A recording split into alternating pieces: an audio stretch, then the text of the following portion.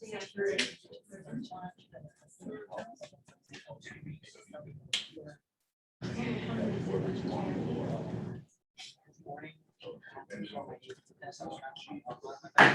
evening and welcome to the Maple Plains City Council meeting. It is Monday, May 24th. It is 7:01 and I'm calling the meeting to order. Please stand and join us in the Pledge of Allegiance. Pledge allegiance to the flag of the United States of America, and to the republic for which it stands, one nation, under God, indivisible, with liberty and justice for all. Our first item of business this evening is to adopt the agenda. So moved. Moved by Cahill.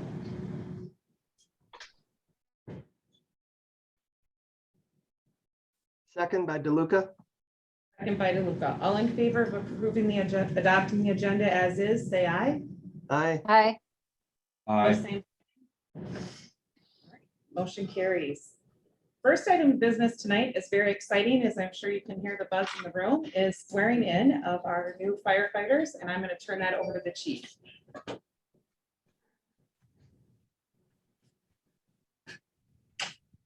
Thank you, Honorable Mayor Gusty. We really appreciate that. And it is an exciting night, and welcome to family, friends, and firefighters here to honor a couple of new firefighters that have gone through a lot of training in the last year and have been part of this community for a long time. It's really exciting for me for our two firefighters tonight, Lucas McCollum and Joey Doyle. Joe grew up in the fire station with his dad, Chris, running around as a little kid and around the fire trucks. And now we call him Big Doyle because he's big, strong, and as fast as dad up. And Joe comes to us from Montrose, where he got a lot of his training out at Montrose Fire Department. And their loss has definitely been our gain. And I appreciate having Joe on the department with his brother Brian and his dad Chris. So there's kind of a family connection there. Lucas McCollum, I remember him running around as a little small kid and growing up and going to watch him play sports at Orono and knowing his mom and dad there for a long time. And in fact, our family generations go back like 3 or 4 generations, McCollums and Hamilton. So it is really fun to have you on, Lucas. And you've really worked hard this last year, taking firefighter 1, firefighter 2, hazmat, first responder. Is there anything else I'm missing in there? And plus working a full-time job, being a recent graduate and getting his feet wet and working that. So again, tonight, the oath of the firefighter is kind of a very traditional thing. And firefighters are civil servants and they follow the policies and procedures. And it's always like they say, they're always running through tragedies when everybody else is running away. And again, we really appreciate it. And we appreciate these 2 young men stepping forward and serving Maple Plains and Independence and surrounding communities with your dedication and your service. So if you come forward and we will swear you in at this time.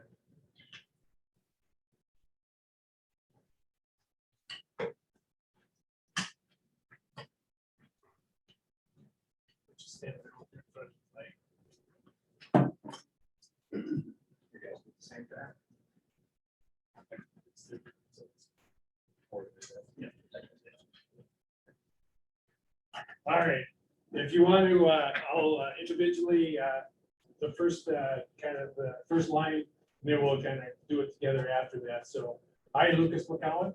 I, Lucas McCollum. And I, Joe Doyle. I, Joe Doyle. Do solemnly swear.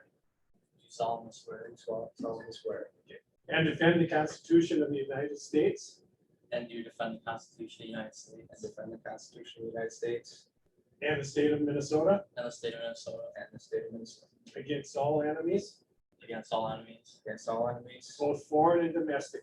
Both foreign and domestic. Both foreign and domestic. And I'll faithfully and impartially discharge my duties. And I'll faithfully and impartially discharge my duties I'll faithfully and impartially discharge my duties as a firefighter of the Maple Plain Fire Department as a firefighter of the Maple Plain Fire Department as a firefighter of the Maple Plain Fire Department under the appointment of the department according to the laws of Minnesota. under the appointment of the Department department according to the laws of Minnesota. according to the laws of Minnesota, under the appointment according to the laws of Minnesota, County of Hennepin, County of Hennepin, County of Hennepin, and the cities we serve, and the cities we and the serve cities we serve, to the best of my skills and abilities. to the best of my skills and abilities. to the best of my skills and abilities. So help me God. So help me God. Congratulations, guys.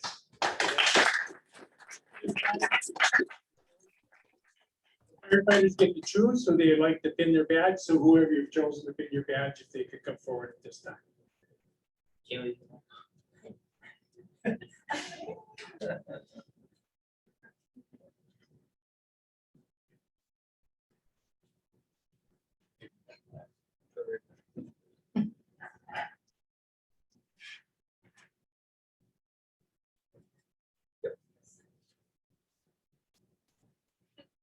Your white shirt, so if they get blood, so it shows up real nice.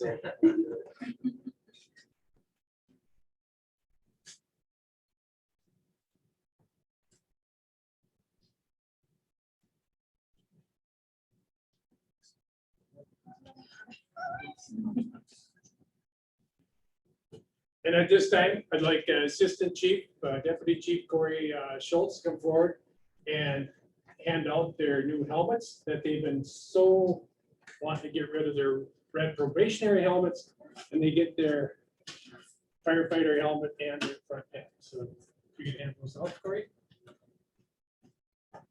Congratulations.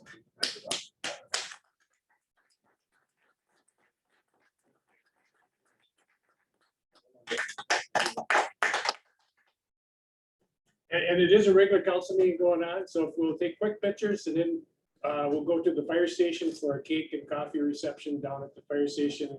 You can take more pictures there too, but if you want to get some quick pictures here, that'd be awesome. We're gonna recess for 10 minutes, so we'll adjourn till 7:20. Nice little break. Were you ready? We don't, no. All right, I call the Maple Plain City Council meeting back to order. Thank you for your flexibility with that recess. Next item of business is visitors to be heard. We do have one visitor online. Mr. McGarry, I'm not sure if you're just observing or if you'd like to speak. If you would like to speak, please state your name and your address, and you'll have up to 3 minutes. And if you just want to observe, if you'll just let me know that so I don't skip over you, I'd appreciate it. I'm gonna promote Bill to panelist for a moment to see if he wanted to say anything now. Our intent was just to join to listen in for the future discussion on our on the market. Wonderful, welcome for being here. Any other visitors online? No. Okay, with that, we'll move on to item number 7, our consent agenda. And with that, I'm looking for a motion to approve our consent agenda, which includes minutes of the April 12th, 21 City Council Workshop, minutes of the April 14th, 2021 City Council Special Meeting, minutes of the April 20th, 2021 Board of Appeals and Equalization, minutes of the April 26th, 2021 City Council Workshop, minutes of the April 26th, 2021 City Council Business Meeting, the 2020 final audit, and the seasonal staff. I move to approve the consent agenda. And I'll just make one comment on the minutes that I think we've gone back and forth for the years about how to do minutes, and these were some of my favorites. So they were succinct, but still captured the spirit of the discussion. So thank you, Clarissa. I actually found a memo or something from last year, a couple of years ago, and I was like, well, this is the best idea I've ever seen. Perfect. So we have a motion by Councilmember Cahill, along with kudos to the staff. I will second both the motion and the kudos. All right, and a motion and a second kudos from Councilmember DeLon. Any further discussion regarding the consent agenda? Hearing none, all in favor of approving the consent agenda, say aye. Aye. Aye. Aye. Sign. All right, Agenda is approved. Next item of business is accounts payable.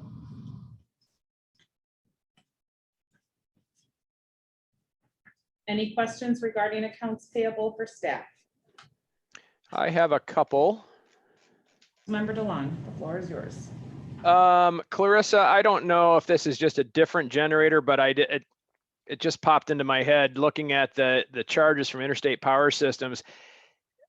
Doesn't People Service run our generators and perform maintenance on them? Because I didn't see any reports on their side that there was any issues at all. So I don't know if this is a different one that they don't handle. Maybe they only handle the wells. I don't know what this is for. And I'm referring to page 169 of the packet, the Interstate Power Systems charges. Yes, so they do, I mean, People Service does do the regular service, so I believe they're, but not necessarily a full inspection. So we have consultants that come out that do more of that in depth, that are specialists or whatever, that would do the inspection. And then I believe there was right, so water treatment plant, there was a block heater that needed to be replaced. Yeah, and the generator. Okay. That makes sense. Okay. And then I had one more on Xcel Energy. So usually we have the breakdown of the down below that, the Xcel Energy for the different areas, the parks and whatnot. But up above, we have the Rainbow Park rink lights. Was that for what we approved for the purchase of those, or? Correct. Okay. So that one was in there twice because of the purchase and then once for the monthly expense. Is that Correct. okay? Yes. Perfect. Okay. Thank you. That was all I had. Any other questions regarding accounts payable?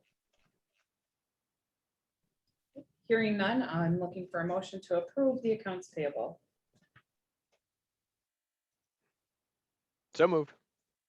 Moved by DeLong, Second. Fay. any further discussion regarding accounts payable? Hearing none, all in favor of approving accounts payable as submitted, please say aye. Aye. Aye. Aye. Opposed, same sign. Okay, motion carries. Next is our staff reports, which we've all had time to review and read.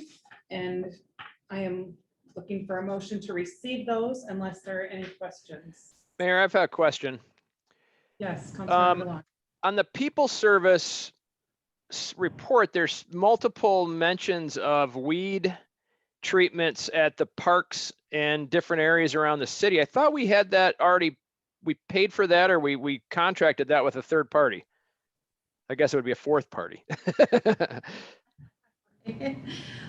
We do have a contract, so Professional Turf and Restoration will be doing kind of widespread both fertilization and some spraying.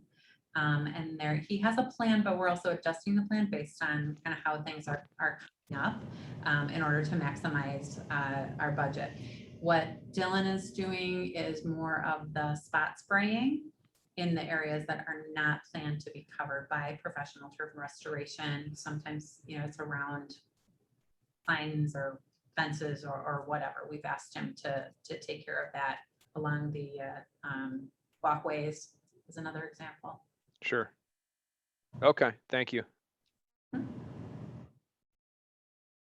Any other questions regarding our staff reports? Councilmember Fay.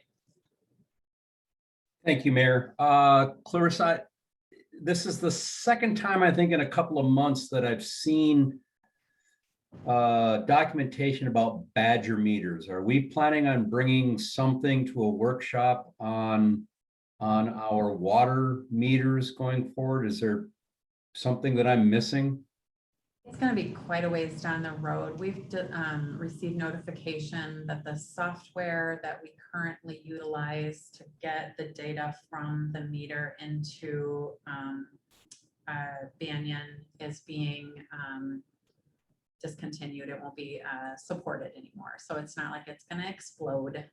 We can continue using it, but we should have some sort of a plan moving forward. We get a lot of sales calls on these things, and so staff has just kind of been taking those calls and kind of screening people and scheduling some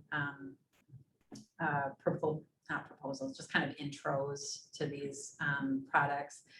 And frankly, at this point, I'm just kind of listening and trying to decide what the next steps should be, if we want to do kind of an RFP process or what we'd essentially be looking at is adding not the meter themselves. Our meters are brand new, but the communication systems, and not all at once. It would be over time. We'd want to kind of start to implement a new, there's a word for it. I don't remember what it is exactly. The thing that talks to the handheld device. Okay. And then number 2, in your update, when do you expect that the escrow accounts and billing will become a priority? And staff can find time to formalize those numbers and put it in front of council. So there'll be the couple of accounts that are most recent that we've been concentrating more on, and I didn't get an update from Sharon as far as some of those.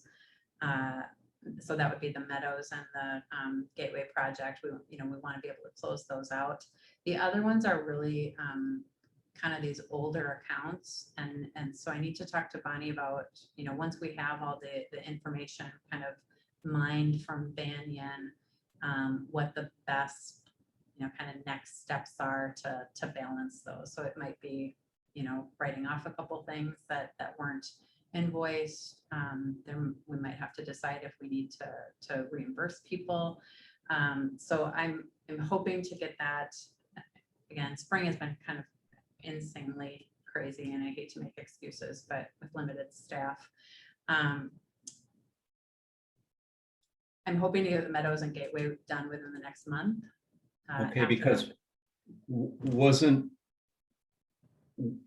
this specific item a concern from ABDO during the budgeting and auditing process that they weren't comfortable with? Okay, so, okay. We have revised our process.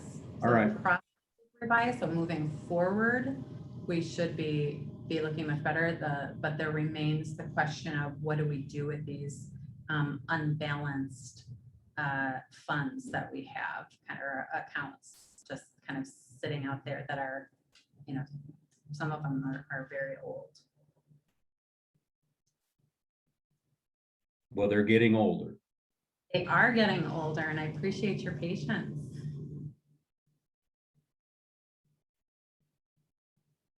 Any other questions regarding staff reports, or that we need Clarissa to bring back to staff tomorrow? Okay. Hearing none, I'm looking for a motion then to receive the staff reports as submitted. So moved by DeLuca. Moved by DeLuca Second by DeLong. and by DeLon.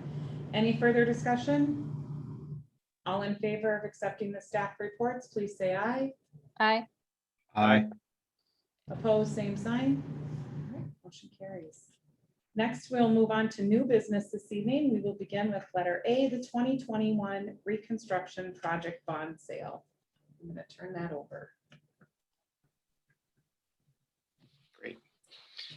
All right, Todd Hagan from Ellers and Associates. How's everybody in Maple Plain?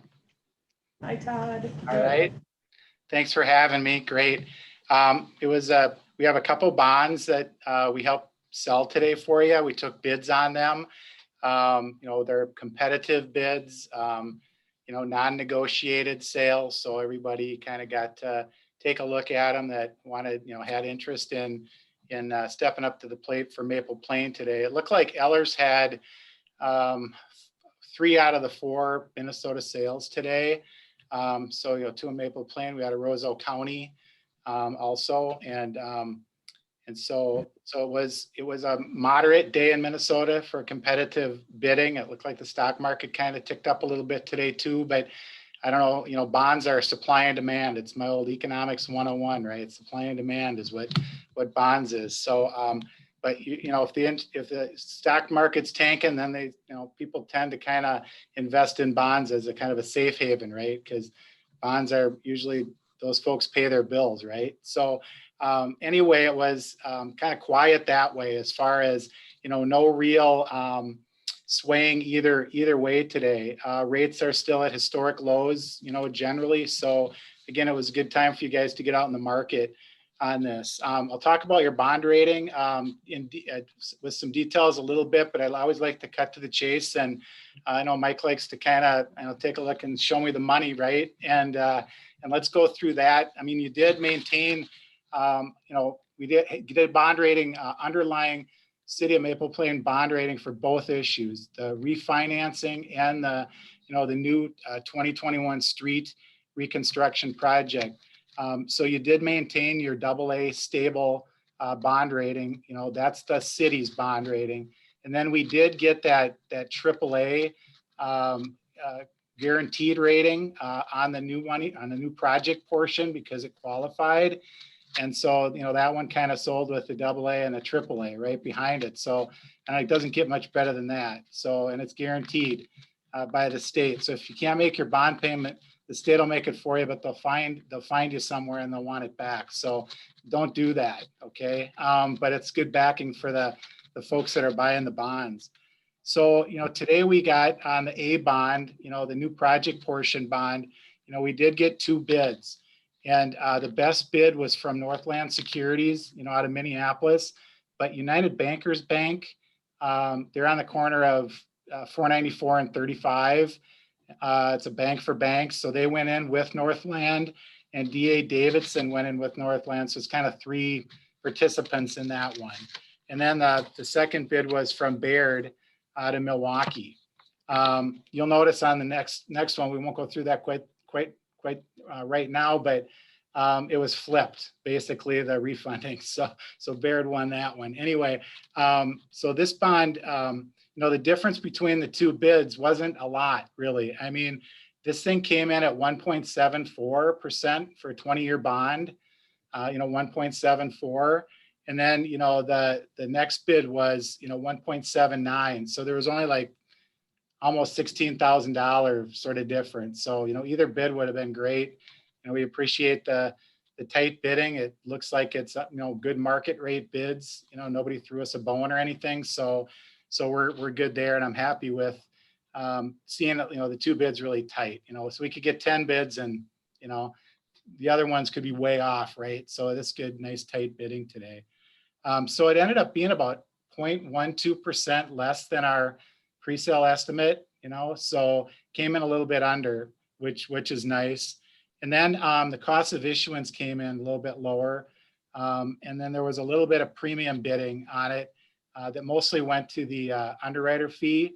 But we had a little over $17,000 of kind of savings that way that Clarissa and I got on the phone this morning and decided just to kind of keep the bond issue where it is. And, 17,000 might come in handy as far as maybe some contingencies or something on the project. So it really wasn't maybe worth downsizing this bond by that little bit, because bonds are in $5,000 increments anyway. So we wouldn't have been doing a whole lot of adjusting, per maturity.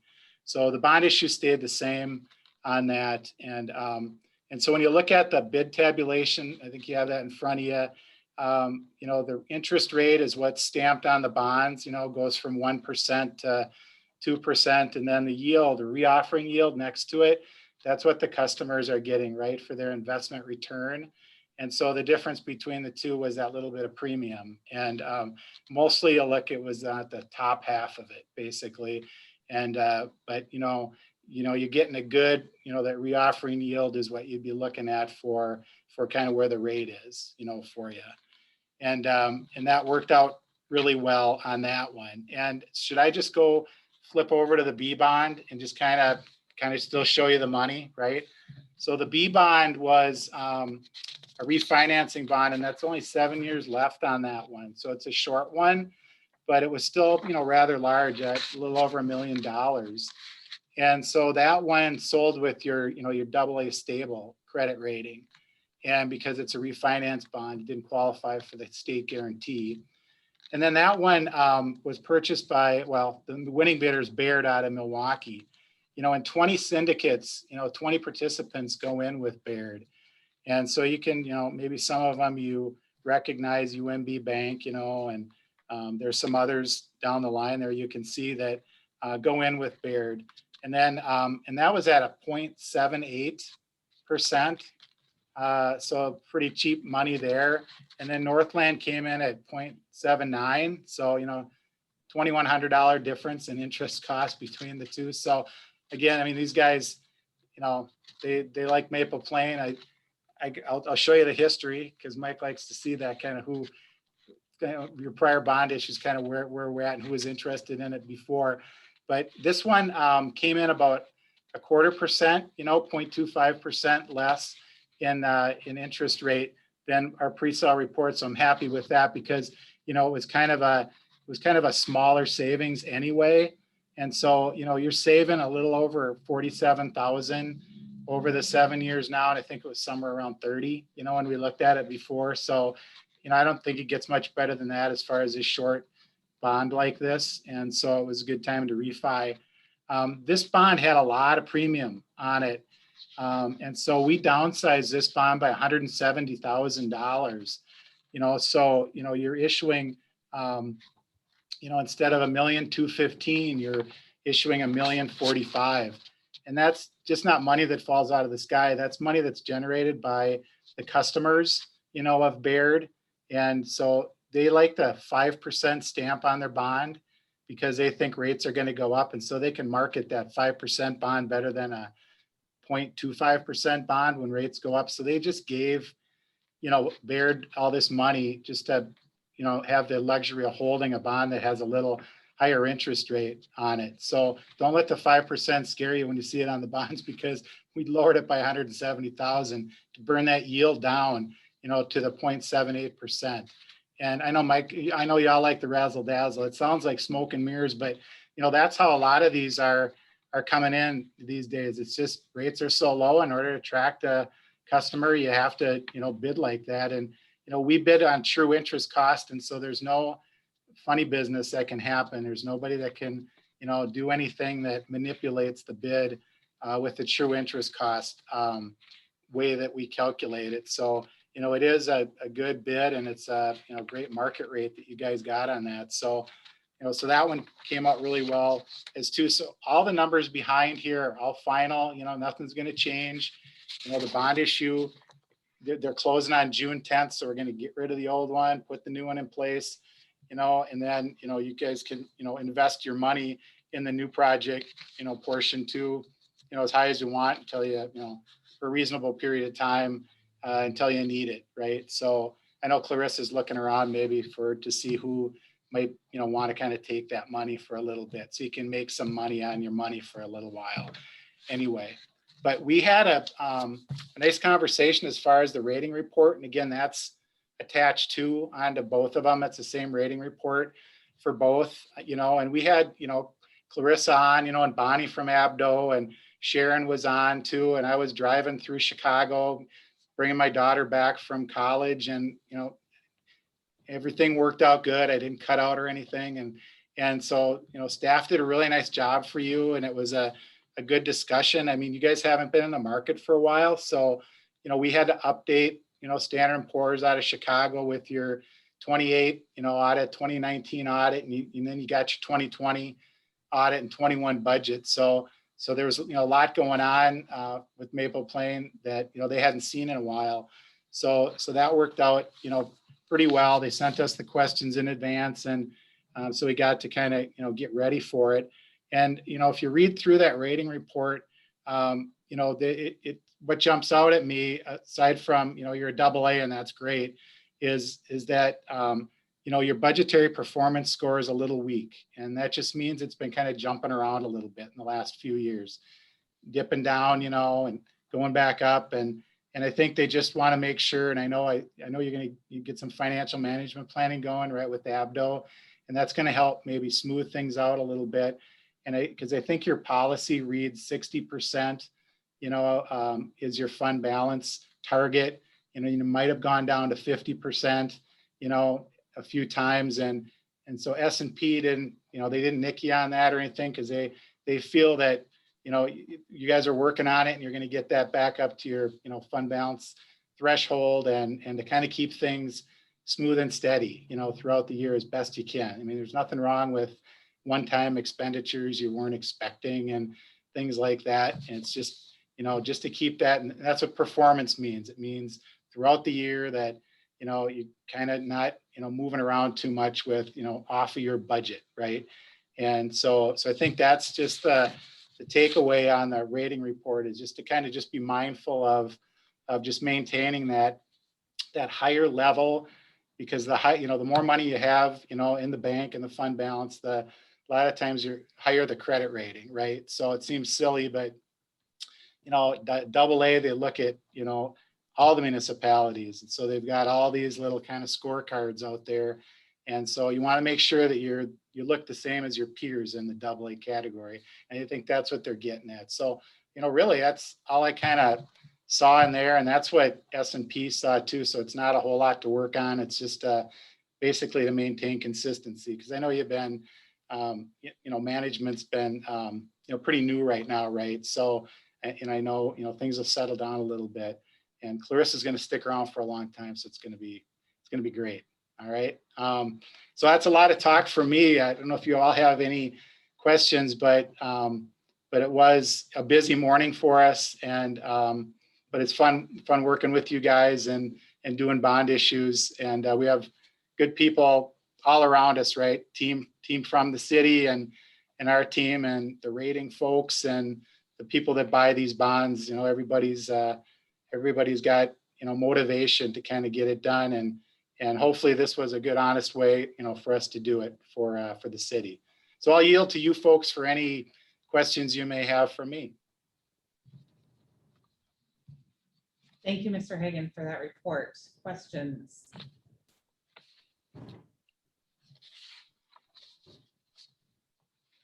All right, well, you're not the park. I'm not seeing or hearing any, so.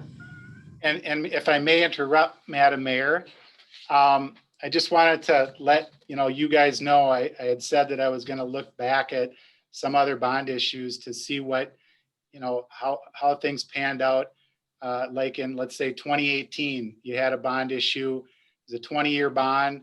It was at 3.25%, and you got 4 bids, and Baird won that one. And then in 2016, you had a 20-year bond.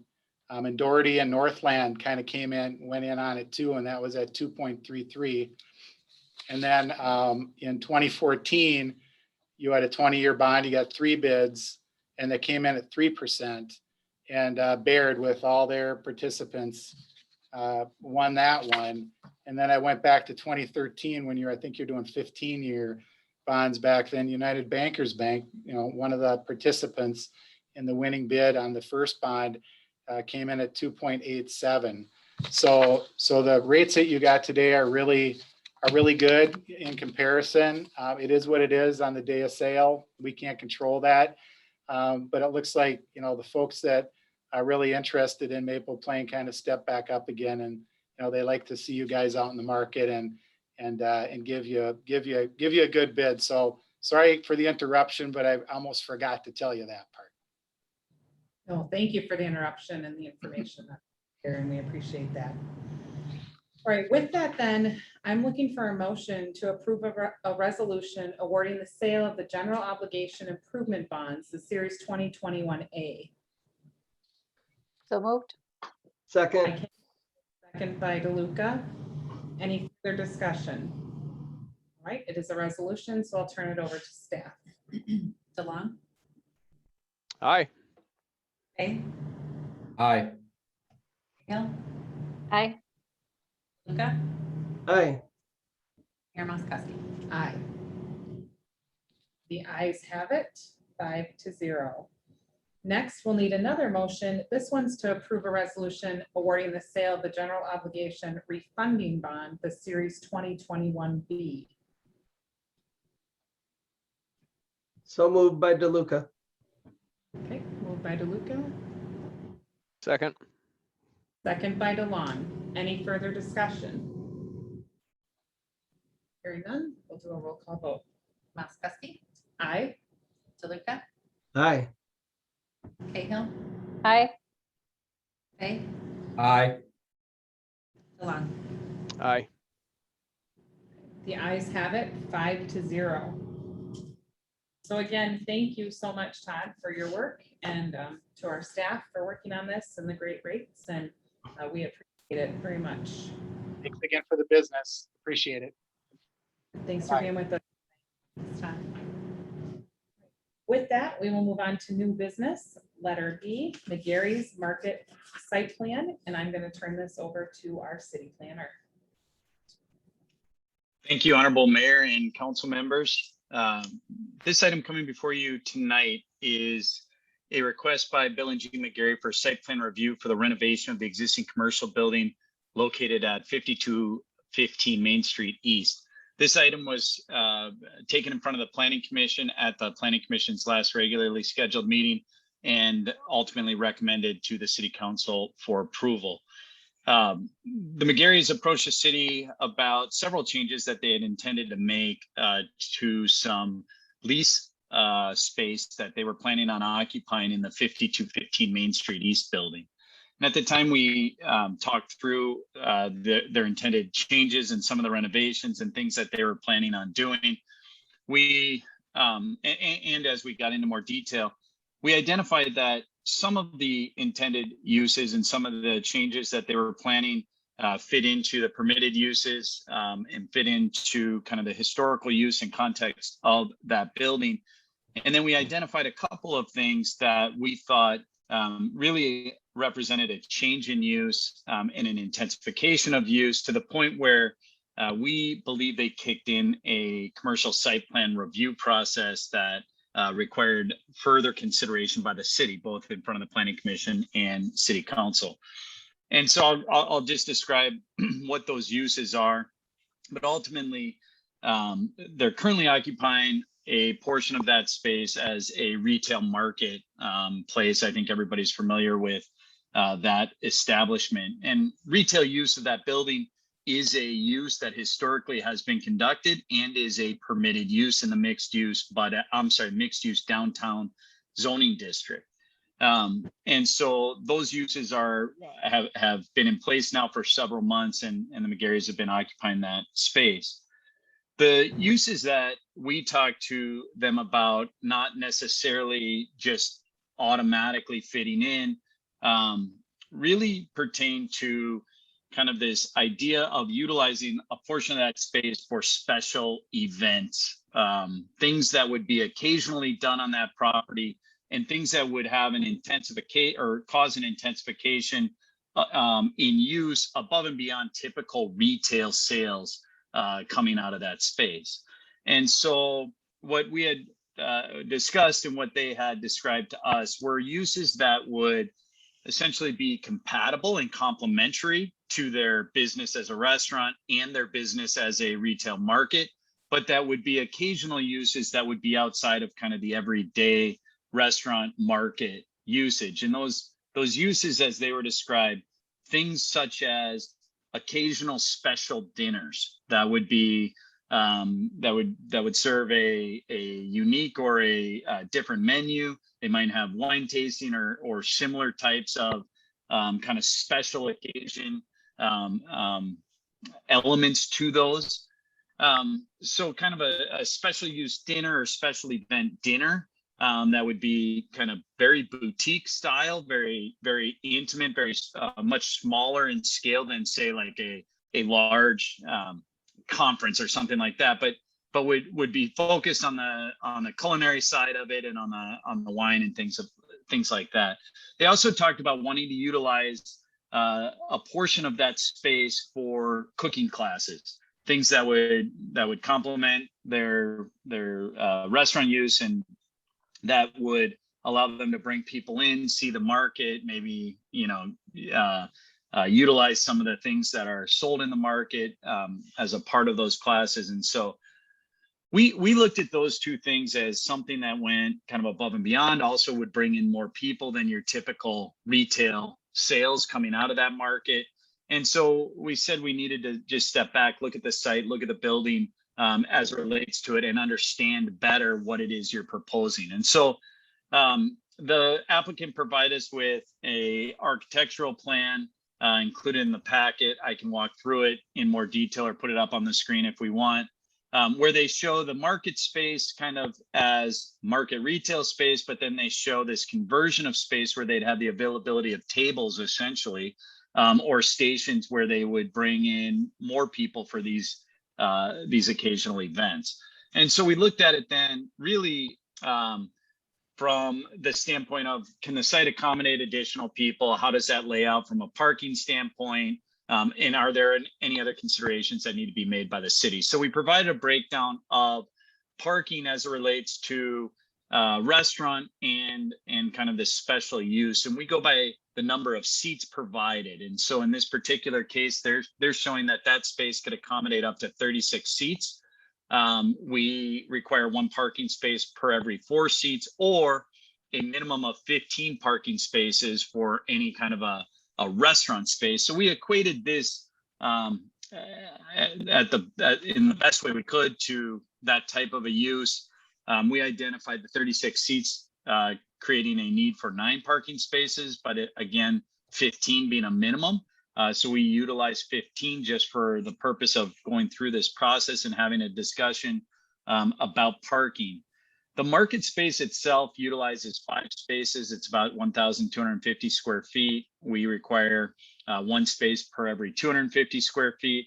And then the adjacent office space, which is the western office space in that building, which recently was filled and has a chiropractic office in it, they would utilize approximately 6 spaces. So a total 11 spaces being occupied by that building. The applicant had originally showed a site plan that was proposing to reconfigure the parking such that it would accommodate 15 spaces plus 1 handicap space. In reality, they ended up just overlaying that parking lot and then putting back exactly what was there in the form of a diagonal parking striping. If you've driven by the site, that was done within the last couple of weeks. Now that's actually since the time the Planning Commission reviewed this application, that parking lot was striped and overlaid. And so they have 15 parking spaces that have been provided, including the handicap parking space. So with that, there is adequate parking for the use as a special event if there was no other uses occurring in any of the other spaces, so that office space. But if that office space is being utilized and a special event is being utilized, they would exceed the amount of parking that the on-site facility can accommodate, and would have to rely on on-street parking to the tune of about 10 parking spaces that would need to be I'm sorry, they have 6 that would be in demand, and they have 10. So they'd have that 5 to 6 parking spaces that would be on street that would be needed if there was a full event, if it was actually in excess of the 36 seats, or if it filled up all 36 and everybody didn't come in a car of 4. And I say that in jest because that's what the ordinance contemplates, but that's based on, kind of historical use. So we looked at and did note that there is quite a bit on-street parking space. We also noted and had a discussion at length with the Planning Commission relating to kind of this idea that these are occasional uses, not permanent uses. And we talked about how do we ensure that those uses are continue to be occasional, not permanent. And so we provided some additional language in the proposed resolution that captures the intent of what would be permitted on this site. And so Planning Commission held a discussion. There's a public hearing. There was no comments made at the public hearing outside of the applicants. Planning commissioners thought that the proposed uses by McGarry's were complementary to the types of things that were already going on. They felt like the building could support that. They had concerns about what they called creep of use, or the kind of use creep in terms of it kind of slowly becoming something more permanent. And so we talked about how do we administer that, and what kind of language could we add to the conditions of the approval that would give the city the ability to enforce that if that was ever an issue in the future. And I'll talk quick about that at the end. The other things were noted in the Planning Commission discussion there was some discussion on the parking lot, use of that parking, restriping or new striping, the egress point that's shared with the adjacent property to the west. And then we also talked about the lack of a dumpster enclosure. That was brought up in the city's initial review of the site plan, and planning commissioners recommended approval subject to the building owner providing a screened enclosure of the dumpsters that are currently located south of the building along that west property line. So with that, planning commissioners made a recommendation to city council to approve the request for site plan review subject to the conditions provided.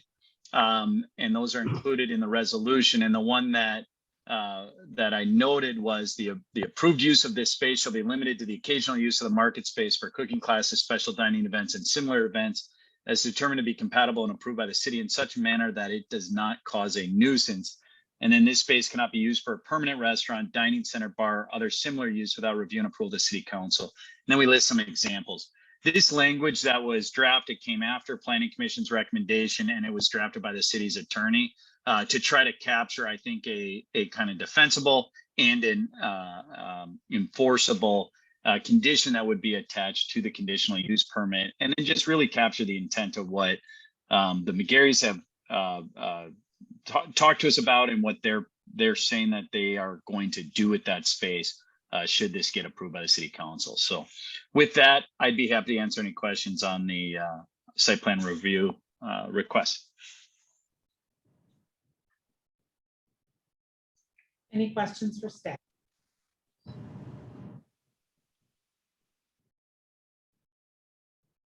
Councilmember DeLuca. Mark, how does the sign permit play into this for this business? So that's a great question, Councilmember. The sign that, so they did apply for a sign for the market space. Staff and McGarry's actually went around on that sign permit. So there's an existing legal non-conforming sign that exists on that site. They are able to reuse that existing non-conforming legal non-conforming as long as they only replace the lettering in the panel, not expand or enlarge or create kind of new signage. And then we also did review and approve a building wall sign. If they are able to include a signage relating to this expanded use within the allowable square footage, it is something they could do. The sign package that they submitted to us does not have anything relating to this expanded use. It's just called the market, and so it doesn't contemplate anything relating to this additional use. Mark, why do we allow a non-conforming sign to continue? Well, they're asking for a site review here. We've got some ability to say, get your sign in conformity with our guidelines. So the legal non-conforming kind of status of the sign, as long as they're just replacing the panel, not expanding or enlarging, and it's just lettering, our ordinance allows those signs to be reutilized. An example that would be kind of the exchange out by MPFC reused a existing legal non-conforming sign. Now again, they just changed the panels, they didn't make any changes to the size or expand the sign. So we allow that. And that permit that they applied for related to the market prior to them making application to this particular use.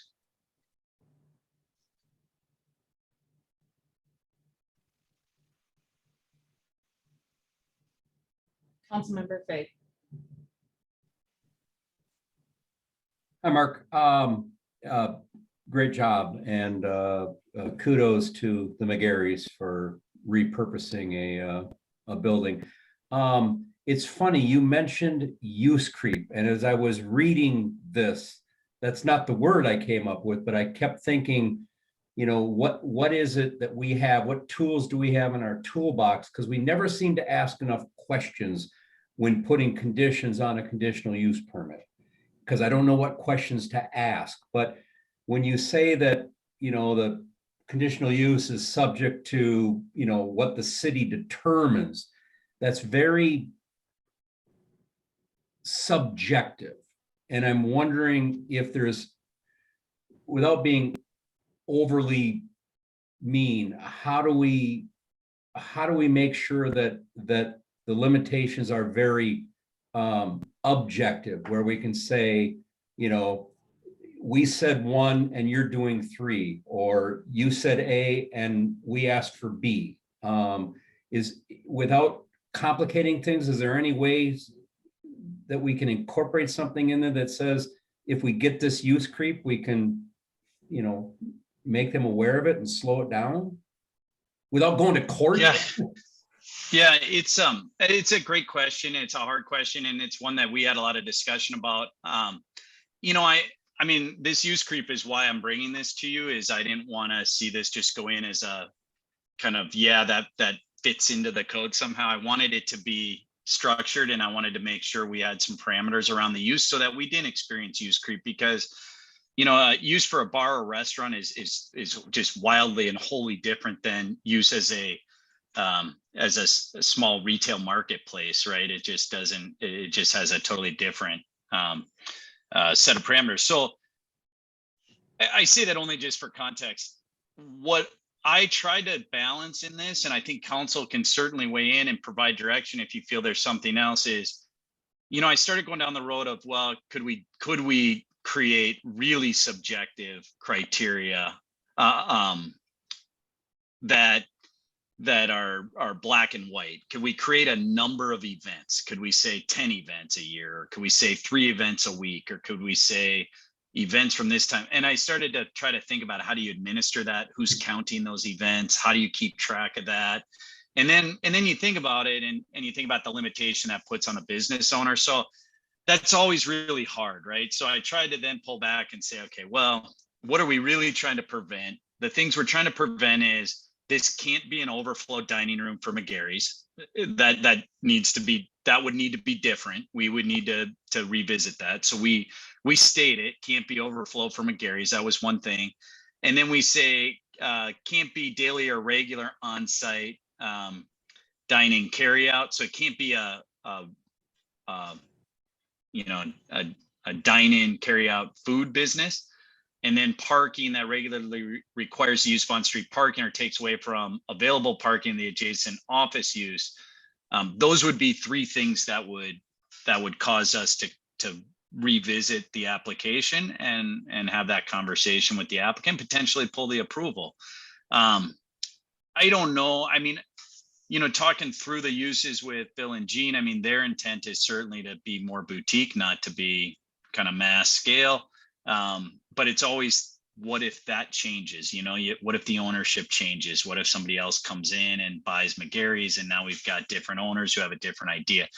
Try to protect the city against those types of things. So, you know, Scott and I went back and forth a couple of times on this condition, that condition number 4. I think it captures what we're trying not to have happen. It may not capture everything that could otherwise happen, though. But it was a balance, I guess, is what I was trying to do. Well, I just don't want to become the food police, you know, so, I mean, I don't know how you monitor it. I'm in favor of it.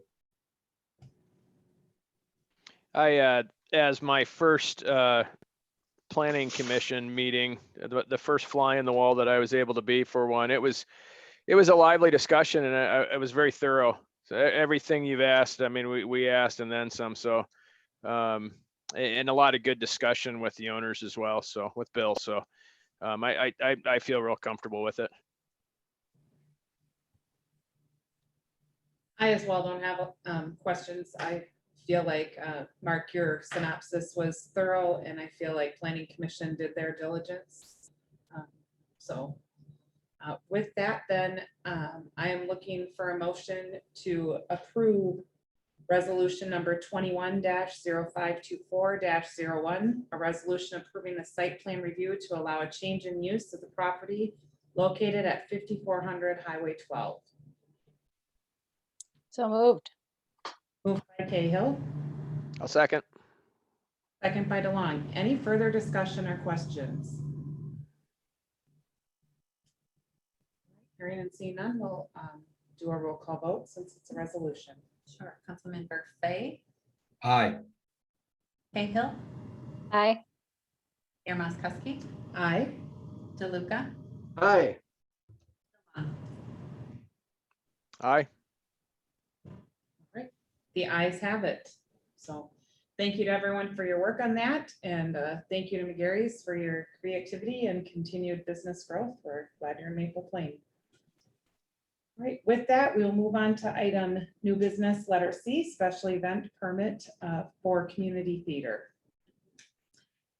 Thank you, Mayor. I am excited. We had a visitor at the last council meeting. Of course, I had to kind of mention this, but I think this is kind of exciting to see our one of our first outside organizational uses that I'm aware of at least, after the Rotary. So kind of a new event for the band shell. So For Community Theater serves the surrounding communities of I believe it's Delano, Mount, and Long Lake, as well as has some activity here in Maple Plain.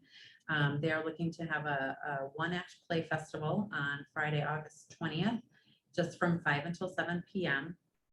at the band shell. We've also been discussing with them, they have reserved the park shelter as well, kind of as overflow or kind of management center, if you will. And so it's pretty straightforward. They're not expecting a huge crowd. They're hoping for 150. So I don't think that it'll have a huge impact on parking at the park, for instance. I did mention it to Chief Krells as far as, whether we should have no parking on Bud for that day, simply for to make it easier on pedestrians. And then also the event is free to the public. So, obviously it could be much bigger than they're expecting, but that's kind of what they're hoping for at this point. So it's pretty straightforward special event permit, just needs to be approved by the city council. Any questions for staff?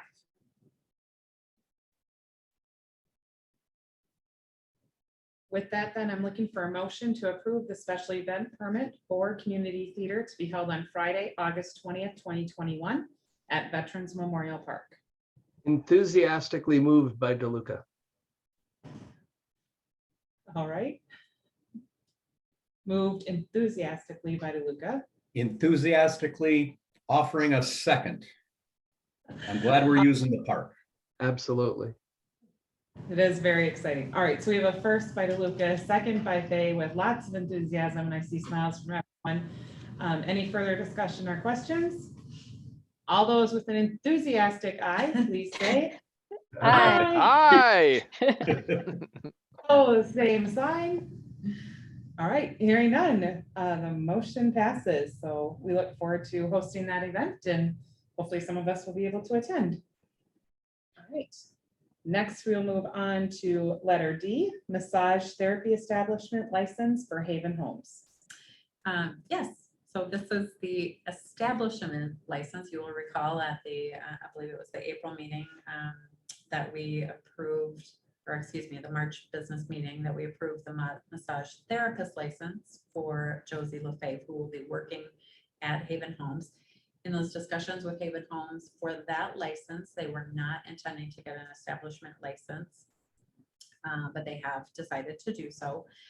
So this essentially kind of gives them license to serve people outside of the facilities. You will refer or recall that we approved Josie's license under the exception for healthcare facilities. They are now waiving that exception and asking for an establishment license. The process is very similar. We do a background check on the individual applying for the license. So that would be the care center director, I believe she is, Kitty Novotny. And then I'm honestly not sure about when the opening for that salon is, but they would also then be able to hire additional therapists who would need to come in for licenses. So just asking for a motion to approve that license. So I'm not sure how to word my question. So originally this was gonna be just for the residents of Haven Homes. And it would be an employee of Cassia Haven Homes.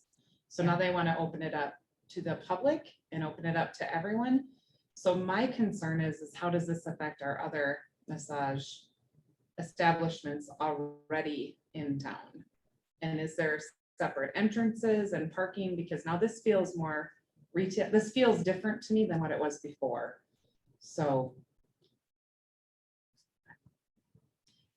So as far as, obviously it would open up competition for any other massage therapists in town.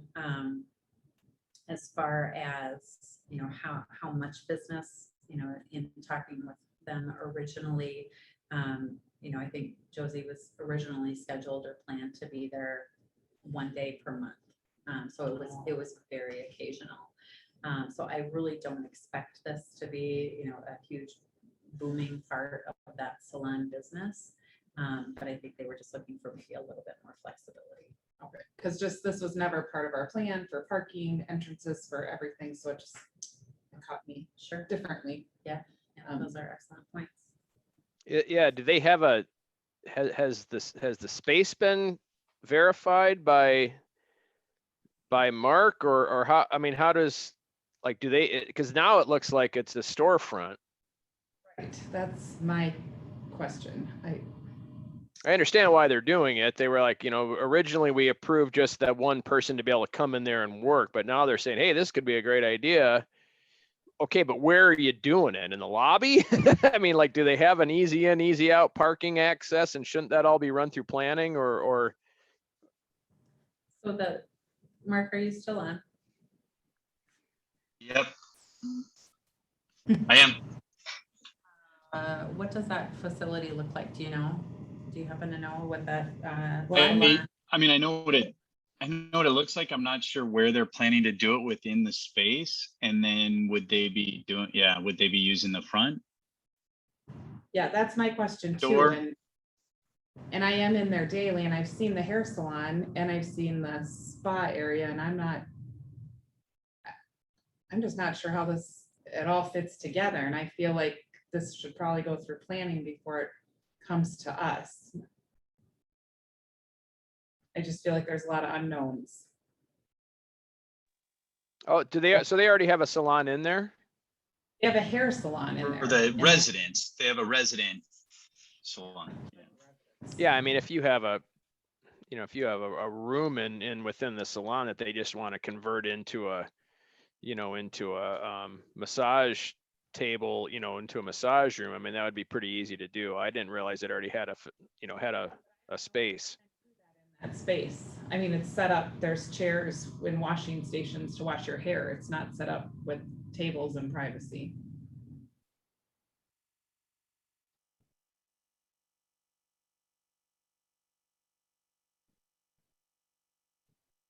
Can we limit the number of therapists that they're allowed to hire at a given time with this enterprise license? So could we limit it to the one who's currently working there?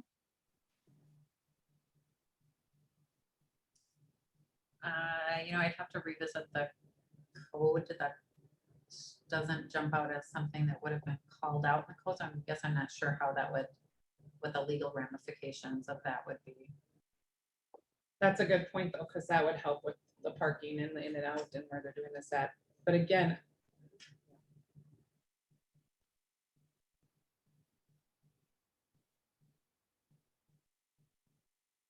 Are you looking for a more formal review? Because I just pulled up the packet from March and, we just have a narrative.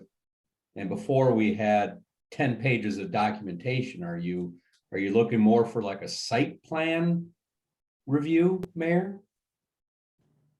I'm just trying to understand what we're actually approving, and if all of a sudden there's multiple massage therapists there, where's this happening? Where are they parking? Where are they entering? And it looks like a storefront, not like a care facility anymore. Well, what would the normal process be if I'm gonna open up a massage parlor? I mean, does that, Mark, do you get involved for that? For every business that opens up, or? I think, no, the issue would be the massage parlor in and of itself, if it was a permitted use in a building, would go through just the licensing permit that goes through council like we're talking about. The challenge here is potentially, and I don't know if there is one, but the use that was approved, it's a mixed use space. There wasn't a retail or there wasn't a kind of front facing component. This is a private facility that we didn't, we approved it for independent living, assisted care, memory care. So I don't know if they're, how it's set up.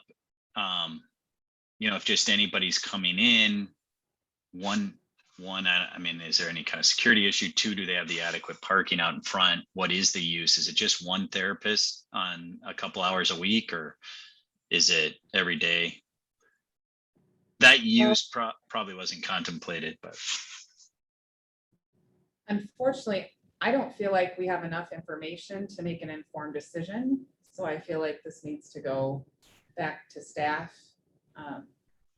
Unless someone else feels strongly otherwise.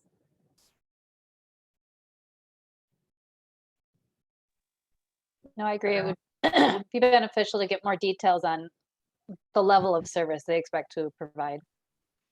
Right. I mean, it could just be for their staff and still internal. I don't know, but. Yeah. So let's bring that back next month. Is that okay? Yeah, and if anybody has any other, I mean, I can get kind of general, but if anybody has any thoughts on specific information that they would like me to obtain, please let me know. Okay. So I can make sure to track that down. Other than what's been noted here tonight, or you got this? Okay, sounds good. All right, so if anyone has any other questions that haven't already been named tonight, please get those to Clarissa. All right. Thank you again, Mark, for being here with us and helping us. Next, we will move on to council reports and other business, and we will start with Councilmember DeLon, followed by Councilmember DeLuca. It's been pretty slow. Like I said, I mentioned I was at my first planning commission meeting. And then I did help out with the, I didn't throw my back out, but I definitely was sore. I somehow was put next to the metal dumpster for most of the morning for the trash collection day that we had for Maple Plain. So, but it was good. It was a good event. It was nice to get together and to help out. Thank you. From DeLuca, we had a Highway 12 Coalition meeting earlier in the month. As I think everybody knows, construction has started on the Highway 12 reroute around Maple Plain. For those of you that have driven or have had a chance to be there, it's busy down on Highway 6 and can be very backed up at times, but a small price to pay for what we're going to get out of the safety of the two improvements coming on both 90 and 92, plus the additional corridor space. There's also a discussion at that coalition meeting about some preliminary design work and civic engagement on the road from Highway 92 to Delano. So the next phase of that is already beginning, because they're always a couple of years out in the planning efforts and engagement efforts, trying to think of options for making that even safer all the way to Delano. So we also had this month an EDA meeting continuing to dialogue about downtown development and what to do with the space downtown. That's it. Thank you. Councilmember Fay, followed by Councilmember Cahill. Well, I regularly attend Rotary on Thursday mornings so far this month.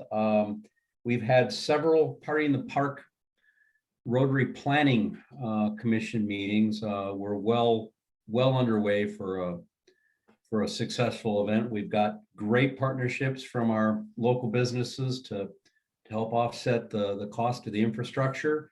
For anyone who's listening, the event is June 5th from 5 to 11. There will be music, some food trucks, as well as a beer shelter. Not really a tent, but there will be adult beverages. Music coming out of the new band shell, so we're very excited.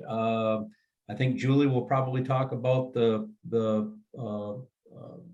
kind of dedication of the event and the color guard that we've got coming in for it. I got to hang out with my old homies on the Pioneer Sarah Creek. I filled in for Caitlin last Thursday. It was wonderful. We approved the 2022 budget. I'll let you know that it's essentially flat, which is a good thing. City administrators will be getting that document here shortly. In addition to what?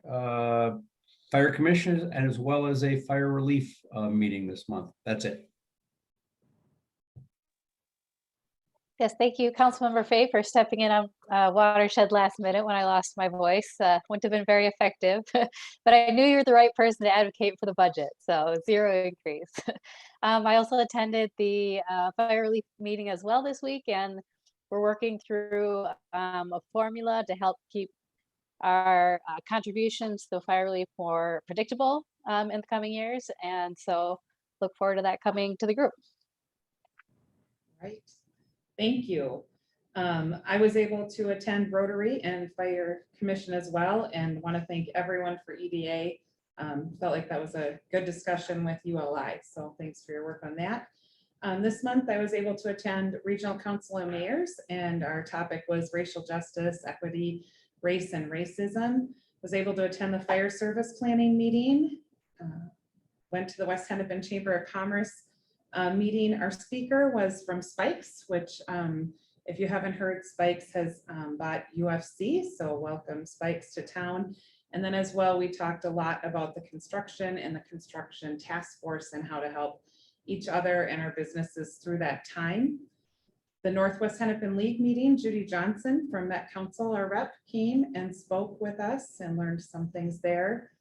I was able to attend 2 informal meetings with the Legion, and at one of them I was presented with this letter and wanted to share it with council and the public. So this is from the American Legion Post, 514 Paul Stinson Post. At our semi-annual meeting on May 4th, 2021, a motion was made, seconded, and passed. The Post will provide replacement flags for the 3 flagpoles at the Veterans Memorial Park of the Maple Plain Veterans Park. Sincerely, Post Commander Jim Meyer. So just want to publicly thank the Legion for their commitment to take care of those 3 flags and thank them for their support of that. Also a reminder that the Memorial Day service will be at 10:30 at Lewis Cemetery on Monday, and our Post, American Legion Post 514, Paul Stinson will be there. And then as Councilmember Fay alluded, at around 6 p.m. at Party in the Park on June 5th, they will be presenting the color guard, and we will do a dedication for the memorial. And this is also in partnership with the Rotary, and we'll finalize and close the grant that we received from them. So looking forward to that special celebration at Party in the Park. I got to do some fun things this month as mayor, and one of them was meeting with Commissioner Anderson and some staff and his staff, and we walked the downtown. Was also able to meet with another potential person interested in downtown and walk downtown again and show off our city. And then last week was able to take the Delno Senior Centers. We were one of their field trips for a tour of Maple Plains. So we spent the day in Maple Plain eating and shopping and talking about history, and really enjoyed that. And we have a great city and just lots to be proud of. Staff and I met with WeCab to talk about opportunities they have as well. So it's been a busy month. There's a lot going on and a lot of good things to celebrate. Would also like to thank our staff for organizing our cleanup days this year, just for your creativity and your work and leadership with that. And then also would like to acknowledge West Hennepin Public Safety. They were named the 4th safest city. So kudos to our police department for keeping us safe and for their work in doing that. So that is a huge honor to be the 4th safest city. So we are grateful for that. Any other business or announcements? Anyone else? All right, with that, looking for a motion to adjourn. I move to adjourn. DeLuca. Moved by DeLuca. Second by DeLong. All in favor of adjourning, say aye. Aye. All right, the meeting's adjourned at 8:27. See ya, party in the park. Aye, yeah. Good night.